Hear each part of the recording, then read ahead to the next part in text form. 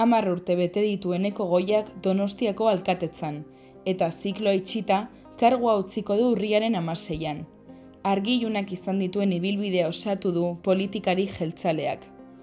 4 aldiz izan da alkategai, 2011an, 2015an, 2019an eta 2023an. 2015an irabazi zuen estreinakoz, EAJ berriz alkatetzara eramanez, ia 30 urteren ondoren. Donostiako proiektu asko eta asko pasatu dira Goiaren eskuetatik, arrakastatsuak eta ez zain arrakastatsuak.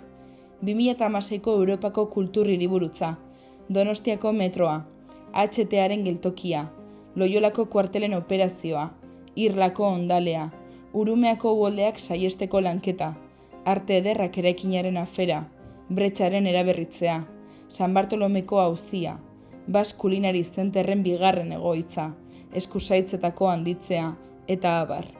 Bere agintaldian debekatu zuten baita ere, egian afari solidarioak banatzea. Donostiako alkatetzan urte gehien pasatu dituen 2. alkatea izan da Goia, Odon Elorzaren atzetik.